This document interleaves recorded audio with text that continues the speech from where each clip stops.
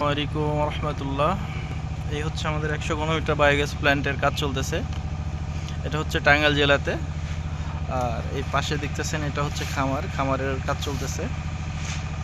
এটা একটা fattening project হবে ইনশাল্লাহ। তো খামারে যে বজ্রগুলো আছে বা খামারে যে গোবর, তারপর হচ্ছে গরুর ইউরিন, সব এটার মধ্যে চলে আসবে ইনশাল্লাহ। আর এই পাশেই হচ্ছে একটা বাজার, আশা করতেছি এই বাজারে সাপ্লাই দেওয়া হবে এবং হচ্ছে এখান থেকে কিন্তু খামার থেকে বাড়তি একটা আয়ের উৎস তৈরি হবে।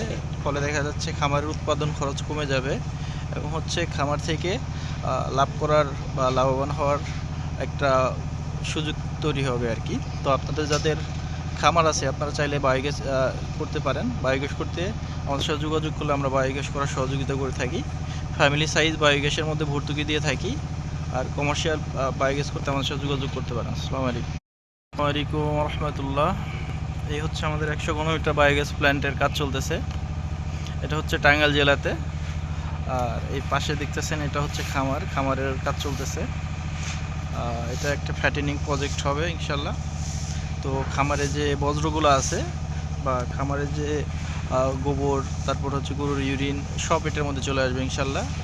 আর এই পাশেই হচ্ছে একটা বাজার, আশা করতেছি এই বাজারে সাপ্লাই দেওয়া হবে এবং হচ্ছে এখান থেকে কিন্তু খামার থেকে বাড়তি একটা আয়ের উৎস তৈরি হবে। ফলে দেখা যাচ্ছে খামারের উৎপাদন খরচ কমে যাবে এবং হচ্ছে খামার থেকে লাভ করার বা লাভবান হওয়ার একটা সুযোগ তৈরি হবে আর কি। তো আপনাদের যাদের খামার আছে আপনারা চাইলে বায়োগ্যাস করতে পারেন। বায়োগ্যাস করতে আমাদের সাথে যোগাযোগ করলে আমরা বায়োগ্যাস করার সহযোগিতা করে থাকি। ফ্যামিলি সাইজ বায়োগ্যাসের মধ্যে ভর্তুকি দিয়ে থাকি।